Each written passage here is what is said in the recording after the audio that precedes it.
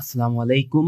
আজকে আমাদের আলোচনার বিষয় হচ্ছে হোম থেকে ফন্ট। আমরা আজকে এই ফন্টের যত বিষয় আছে, যত অ্যাডভান্সের বিষয় আছে, প্রত্যেকটা বিষয় নিয়ে আজকে আলোচনা করার চেষ্টা করব। তাহলে বরাবরের মতোই আজকেও আমাদের কাজ করার জন্য কিছু লিখতে হবে। ঠিক আছে, আমি এখানে কিছু লিখেছি। এখন আমাকে যেটা করতে হবে, এখন প্রথমে আমরা যে কাজটা করব সেটা হচ্ছে এখান থেকে আমরা এখান থেকে ফন্ট অপশন দেখতে পাচ্ছি।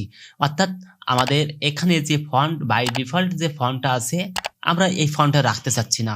আমরা চাচ্ছি যে এখান থেকে আমাদের ফন্টের ভেরিয়েশন নিয়ে আসতে। আমরা চাচ্ছি এই ফন্টটা আরো সুন্দর দেখাক, এই ফন্টটা আরো স্মার্ট হোক, এই ফন্টটা আরো ভিন্নভাবে উপস্থাপন করি, সেই কাজটা আমরা করব।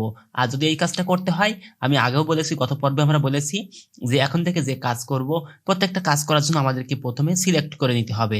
সেজন্য আমি এখান থেকে যেটুকু সিলেক্ট করব, অথবা আমি সম্পূর্ণটা সিলেক্ট করব, যেটাই করি না কেন আমাকে সেই যেটুকু সিলেক্ট করব সেইটুকুর কাজ আলাদা হবে। ঠিক আছে, আমি এখান থেকে সবটুকু আমি সিলেক্ট করতেছি। আমি এখান থেকে সবটুকু সিলেক্ট করতেছি, করে আমি এখান থেকে দেখার চেষ্টা করব যে এক এক করে কোন ফন্টে কেমন দেখতে। যদি আমি এখানে দেখি যে এক এক ফন্ট এক এক রকম দেখতে, আমি এখান থেকে বিভিন্ন ধরনের ফন্ট চেঞ্জ করতে পারি। আমার ইচ্ছা মতো যেটা প্রয়োজন, যেটা আমার ভালো লাগবে, সেটা আমি এখান থেকে ফন্টটা চেঞ্জ করে নিব। এখান থেকে অনেক ফন্ট আছে, এখান থেকে অনেক ফন্ট আছে। আমরা আমাদের ইচ্ছা মতো যে ফন্টটা আমাদের দেখতে ভালো লাগবে, যে ফন্টটা আমাদের দরকার, সেই ফন্টটা আমি এখান থেকে চেঞ্জ করে নিতে পারি। ঠিক আছে, আমি এখান থেকে একটা ফন্ট রাখতেছি। এখান থেকে আমরা ফন্টটা চেঞ্জ করতে পারি। ঠিক একইভাবে যদি চাই যে বাংলা ফন্টটা আমরা চেঞ্জ করব, সেই বাংলা ফন্টটাও কিন্তু আমরা এখান থেকে চেঞ্জ করতে পারি। এখানে দেখতে পাচ্ছি যে যদি আমি বাংলা এখান থেকে এইরকম আমি একটু নিচের দিকে যাই, তাহলে বাংলা ফন্টগুলো দেখতে পাবো। এই যে এখান থেকে বিভিন্ন রকম বাংলা ফন্ট আমরা দেখতে পাচ্ছি। এখান থেকে অসংখ্য ফন্ট আছে। আমরা আমাদের ইচ্ছা মতো যেটা প্রয়োজন, যেটা আমাদের দরকার, সেটা আমি এখান থেকে ফন্টটা চেঞ্জ করে নিতে পারি। এই যে সুন্দর সুন্দর ফন্ট আছে, আমার প্রয়োজন মতো আমি এখান থেকে ফন্টটা চেঞ্জ করে নিতে পারি।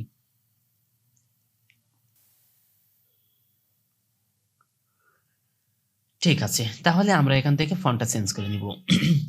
এখন ফন্টটা চেঞ্জ করার পরে আমরা পরবর্তীতে যে অপশনটা দেখতে পাচ্ছি, এই অপশনটা হচ্ছে এখান থেকে ফন্টের সাইজটা।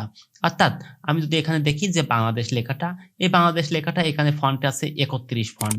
আমরা এখান থেকে যে সর্বোচ্চ আমরা এখান থেকে দিতে পারতেছি হচ্ছে 72 72 পর্যন্ত আমরা এখানে দিতে পারতেছি।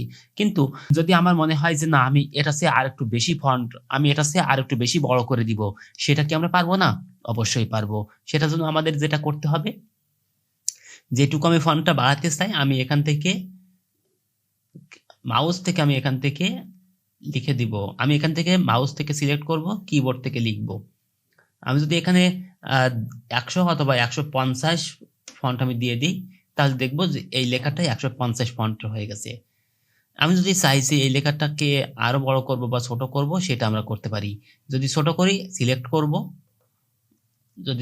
সিলেক্ট করব, এখান থেকে ফন্টটা আমি কত দিতে চাচ্ছি সেটা আমি দিয়ে দিব। আমার ইচ্ছা মতো আমি এখান থেকে দিতে পারি। ঠিক আছে, এখন এই ফন্টটা যদি আমরা ছোট করতে চাই, এই ফন্টটা আমরা এখন আমরা দেখতেছি যে এই সাইডে আর দুইটা অপশন আছে। একটা হচ্ছে এখান থেকে আমি যেটুকু সিলেক্ট করব, আমি যদি বাংলাদেশটুকু সিলেক্ট করি, এটুকু সিলেক্ট করি, তাহলে এখান থেকে দুইটা অপশন দেখতে পাচ্ছি। একটা হচ্ছে এখান থেকে ইনকারেজ ফন্ট সাইজ, অর্থাৎ এক ফন্ট করে বাড়বে, আর এখান থেকে ডিক্রিজ ফন্ট সাইজ, ফন্টের সাইজটা কমবে। আমি এখানে যদি মাউসে ক্লিক করি, তাহলে এক ধাপ করে বাড়তেছে। আমি এখানে ক্লিক করতেছি, বাড়তেছে। আবারও পাশেরটায় ক্লিক করতেছি, কমতেছে। ক্লিক করলে কমবে, এটা ক্লিক করলে বাড়বে, এটা ক্লিক করলে কমবে। যদি এই কাজটা আমি কিবোর্ডের মাধ্যমে করি, তাহলে আমাকে যেটা করতে হবে, কন্ট্রোল প্লাস থার্ড ব্র্যাকেট ক্লোজিংটা দিলে এক ফন্ট করে বাড়তে থাকবে। আর যদি কন্ট্রোল প্লাস থার্ড ব্র্যাকেট ওপেনিংটা দিই, এক ফন্ট করে কমতে থাকবে। এখন আমরা এখানে পরে আর একটা অপশন আমরা দেখতে পাচ্ছি, যে অপশনটা এখানে আমাদেরকে বলেছে যে চেঞ্জ কেস। অর্থাৎ আমি যদি মনে করি যে আমার একটা ডকুমেন্ট আছে, এবং সেই ডকুমেন্টটা আমার 100 পেজ আছে, এবং সেই 100 পেজে যে লেখাগুলো আছে, সেই লেখাগুলো আমি চাচ্ছি যে এইরকম লেখা ছিল, প্রথম অক্ষরটা বড় হাতে, আর পরে সবগুলো ছোট হাতের অথবা সবগুলো ছোট হাতের সবগুলো বড় হাতের এরকম কোনো লেখা ছিল, সেই লেখাটা আমরা কি করব, সেই লেখাটা আমরা করব হচ্ছে আপার কেস, লোয়ার কেস থেকে শুরু করে অনেক ধরনের ফন্টের ভেরিয়েশনটা আমরা আনতে পারি। যদি আমরা সেটা আনতে চাই তাহলে আমাদেরকে যেটা করতে হবে সেটা হচ্ছে এখান থেকে এই যে চেঞ্জ কেস, এখান থেকে আমি ড্রপ ডাউনে ক্লিক করব, করলে এখান থেকে সেন্টেন্স কেস, অর্থাৎ প্রথম অক্ষরটাই শুধু বড় হাতের অক্ষর থাকবে, পরের গুলো সবগুলো ছোট হাতের হয়ে যাবে। আমি যদি একটু দেখাই, এখানে এইটুকু সিলেক্ট করতেছি, আমি এখান থেকে যদি সেন্টেন্স কেস ক্লিক করলাম, যদি লোয়ার কেস করি তাহলে দেখবেন যে সব কয়টাই ছোট হয়ে গেছে, ছোট হাতের অক্ষর হয়ে গেছে। যদি এখানে আপার কেস করি সব কয়টা অক্ষরই বড় হাতের অক্ষর হয়ে গেছে। যদি এখান থেকে ক্যাপিটালাইজ ইস ওয়ার্ড, প্রত্যেক ওয়ার্ডের প্রথম অক্ষরটাই বড় হাতের অক্ষর হয়ে গেছে। এখান থেকে যদি টগল কেস, প্রত্যেক ওয়ার্ডের প্রথম অক্ষরটাই ছোট হাতের হয়ে গেছে। এখান থেকে আমরা এই চেঞ্জগুলো করতে পারি।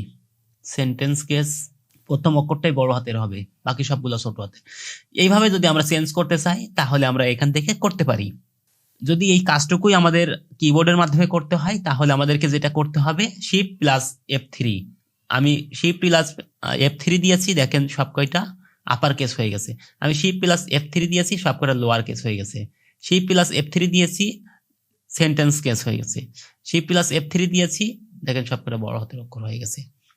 তো এইভাবে আমরা এই কাজটা করতে পারি। এখন আমরা চিন্তা করলাম যে এখান থেকে এই যে বাংলাদেশের এই লেখাটা বড় হাতের অক্ষর হয়ে গেছে, এখান থেকে সবগুলো বড় হাতের অক্ষর হয়ে গেছে, এগুলো আমি যেভাবে আমাদের বাই ডিফল্ট লিখলে যেরকম আসে আমরা যদি সেই রকম করতে চাই তাহলে আমাদেরকে সিলেক্ট করতে হবে। এখানে একটা অপশন আমরা দেখতে পাচ্ছি, যে অপশনটা হচ্ছে ক্লিয়ার অল ফরম্যাটিং, অর্থাৎ আমি এই লেখায় যত প্রকার স্টাইল আমি করব, যত প্রকার কাজ আমি করব, সব কাজগুলোকে এখান থেকে কি হয়ে যাবে, ফরম্যাট হয়ে যাবে। এখান থেকে সবকিছু ডিলিট হয়ে যাবে, শুধুমাত্র অরিজিনাল ফন্টটুকুই থাকবে। সেটা যদি আমি করতে চাই সিলেক্ট করব, সিলেক্ট করে এখান থেকে ক্লিয়ার অল ফরম্যাটিং ক্লিক করব। তাহলে দেখতে পাচ্ছি যে বেসিক লেখাটাই আমার আছে, বাকি সবকিছু ডিলিট হয়ে গেছে। দেখেন আমি যদি এইটুকু সিলেক্ট করে আমি ফরম্যাটিং এ যাচ্ছি তাহলে বেসিক লেখাটুকুই আছে, বাকি সবকিছু ডিলিট হয়ে গেছে। এরপরে হচ্ছে যদি আমি এখান থেকে বোল্ড করতে চাই তাহলে আমাকে যেটা করতে হবে যে আমি যেটুকু সিলেক্ট করব এইটুকু সিলেক্ট করব, করে আমাকে এখানে বিতে ক্লিক করতে হবে, বোল্ড হয়ে গেল। যদি আবার এটাকে উঠাই দিতে চাই তাহলে এখানে বিতে ক্লিক করব, এটা উঠে যাবে। ঠিক একইভাবে যদি এই কাজটা আমি কিবোর্ডের মাধ্যমে করতে চাই তাহলে আমাকে যেটা করতে হবে, এই বাংলাটুকু আমি সিলেক্ট করেছি, কিবোর্ড থেকে কন্ট্রোল বি দেওয়ার সঙ্গে সঙ্গে এটা বোল্ড হয়ে গেল, একটু অনেকের ভিতর অন্যতম। এটা সবকটা আশেপাশে যা আছে সেটা থেকে এটা একটু হাইলাইট দেখাচ্ছে, এটা একটু কালো করে দেখাচ্ছে, এটা একটু বোল্ড করে দেখাচ্ছে। যদি এটা উঠিয়ে দিতে চাই তাহলে আমাকে যেটা করতে হবে ঠিক আগের মতো একইভাবে কন্ট্রোল প্লাস বি দিলে এটা বোল্ড হবে, আবার যদি উঠিয়ে দিতে চাই কন্ট্রোল প্লাস বি, এটা উঠে যাবে। ঠিক একইভাবে যদি আমরা চাই যে এই যে লেখাটা আছে এই লেখাটুকু আমি একটু বাঁকিয়ে লিখবো, এই লেখাটুকু আমি একটু বাঁকা করে দিব, সেজন্য আমাকে যেটা করতে হবে এই যে ইটালিক আইতে ক্লিক করতে হবে, একটু বাঁকা হয়ে গেল। আমি যদি চাই যে এটাকে উঠিয়ে দিব আবারও এটা আইতে ক্লিক করতে হবে, বাঁকা উঠে গেল। যদি এই কাজটুকু আমি কিবোর্ডের মাধ্যমে করতে চাই তাহলে আমাকে কন্ট্রোল প্লাস আই, বাঁকা হয়ে গেল, আবারও কন্ট্রোল প্লাস আই, সোজা হয়ে গেল। এরপরে যদি আমি কোনো লেখার নিচে দাগ দিতে চাই, আন্ডারলাইন করতে চাই, সেটা আমি করতে পারি। কিবোর্ডের আমি এখান থেকে কি করব, ইউ এর নিচে ক্লিক করব, ইউ এ ক্লিক করব, নিচে আমরা আন্ডারলাইন দেখতে পাচ্ছি। যদি আমি এখান থেকে বাংলাদেশ সিলেক্ট করি, নিচে এই যে আন্ডারলাইন হয়ে গেছে, কিন্তু লাল দাগের কারণে তেমন বুঝতে পারছি না। ঠিক আমি যদি এটাই আন্ডারলাইন করি, ইউ ক্লিক করব, আন্ডারলাইন হয়ে গেল, আবারও ইউ ক্লিক করব, আন্ডারলাইন উঠে গেল। যদি আমি এখান থেকে কিবোর্ডের মাধ্যমে করতে চাই তাহলে আমাকে এই কাজটুকু যদি কিবোর্ডের মাধ্যমে করতে চাই তাহলে আমাকে যেটা করতে হবে কন্ট্রোল প্লাস ইউ, আন্ডারলাইন চলে আসলো, আবারও কিবোর্ডের মাধ্যমে কন্ট্রোল প্লাস ইউ, আন্ডারলাইন উঠে গেল। যদি এই কাজটা আমরা আরেকটু অ্যাডভান্সে করতে চাই তাহলে আমাকে যেটা করতে হবে, ইউ এর নিচে একটা ড্রপ ডাউন আছে, এই ড্রপ ডাউনে ক্লিক করতে হবে। আমি আন্ডারলাইনটা কেমন দিতে চাচ্ছি, আমি কি একটা দাগ দিতে চাচ্ছি, আমি কি দুইটা দাগ দিতে চাচ্ছি, আমি কি একটু গাঢ় করে দিতে চাচ্ছি, নাকি আমি এখানে ডট ডট দিতে চাচ্ছি।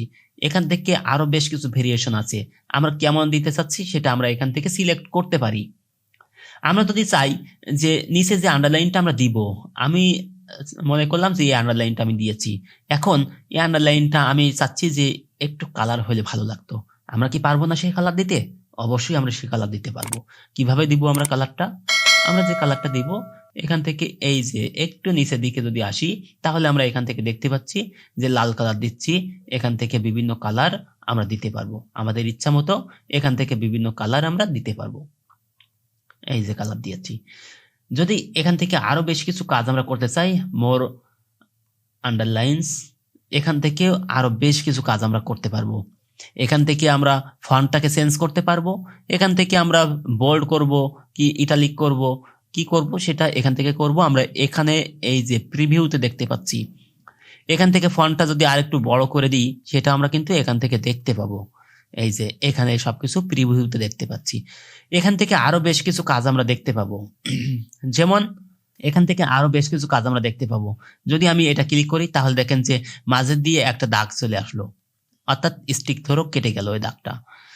যদি আমি এখানে ডাবল স্টিক থ্রো দিই তাহলে যেটা হবে দুইটা কেটে গেল, দুইটা দাগ হয়ে গেল। যদি আমি এখানে সুপার স্ক্রিপ্ট দিই উপরে উঠে গেল। আমি এটা একটু পরে দেখাচ্ছি।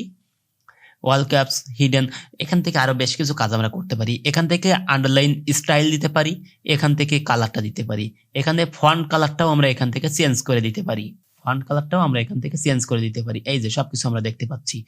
দিয়ে যদি এখানে ওকে করি তাহলে দেখবো যে আমার এই যে এই পরিবর্তনটা আমরা এখানে করেছি, সেই কাজটুকু আমরা করতে পারবো। এখন আমি চাচ্ছি যে এই যে লেখাটা, এই লেখাটার মাঝখান দিয়ে একটা দাগ হবে। যদি আমি সেই দাগটা দিতে চাই তাহলে এই যে এখান থেকে আমরা এই দাগটা দিতে পারি। অর্থাৎ কোনো জিনিস যদি কেটে দেওয়া অর্থে বোঝায় তাহলে আমরা এইরকম কোনো দাগ দিতে পারি। এখন আমরা দেখতে পাচ্ছি যে এখান থেকে দুইটা অপশন আছে, একটা হচ্ছে সাবস্ক্রিপ্ট, একটা হচ্ছে সুপারস্ক্রিপ্ট। সাবস্ক্রিপ্ট, একটা হচ্ছে সুপারস্ক্রিপ্ট। এখন আমরা দেখেছি অনেক সময় এ স্কোয়ার প্লাস বি স্কোয়ার, স্কোয়ারটা উপরে থাকে।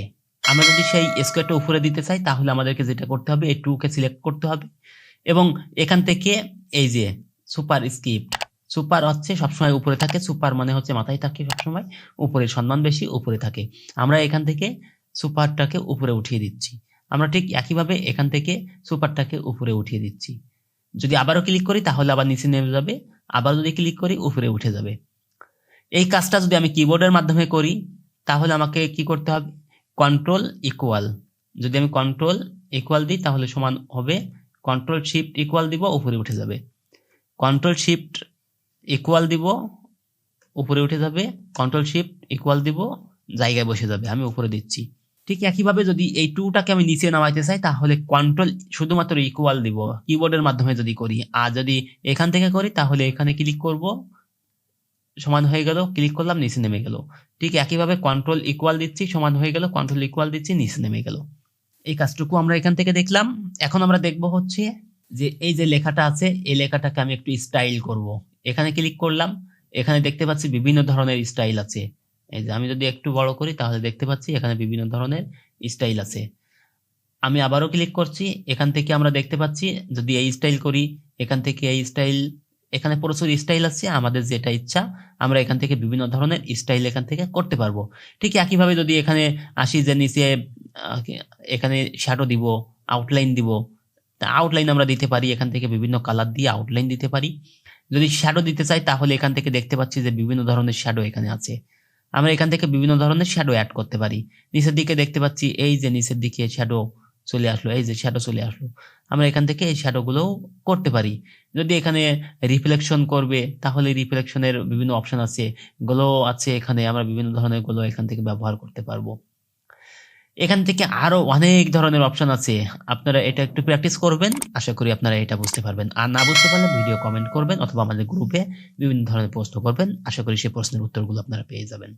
এরপরে আমরা যেটা করব সেটা হচ্ছে এখান থেকে দেখতে পাচ্ছি আমরা যে হাইলাইট, এখানে আমরা দেখতে পাচ্ছি যে ব্যাকগ্রাউন্ডের কালারটা আমরা এখান থেকে দিতে পারবো। আমরা চাই এখান থেকে কোন কালার দিব সেই কালারটা আমরা এখান থেকে সে কালারটা অ্যাড করে দিতে পারবো। আমরা এখানে যে যে কালারটা আমাদের পছন্দ আমরা সেই কালারটা এখান থেকে দিতে পারবো। ঠিক আছে। এরপরে আমরা দেখলাম হচ্ছে ব্যাকগ্রাউন্ডের কালার। আমরা যদি চাই যে ফন্টের কালারটা চেঞ্জ করব, তাহলে আমাদের এখান থেকে ফন্টের কালারটা চেঞ্জ করে দিতে পারি। এখান থেকে যেকোনো কালার আমরা ইচ্ছা করলে দিতে পারি। ঠিক একইভাবে এই কাজটা আমরা করতে পারি কোথা থেকে? আমরা সিলেক্ট করলাম। সিলেক্ট করার পরে মাউসের ডান দিকে সিলেক্ট করার পরে এখানে আমরা দেখতে পাবো এই কাজগুলাই কিন্তু এখান থেকে আমরা করতে পারবো। এই কাজগুলাই এখান থেকে আমরা করতে পারবো। আজকের মতো এখানেই শেষ করছি। আল্লাহ হাফেজ। আসসালামু আলাইকুম।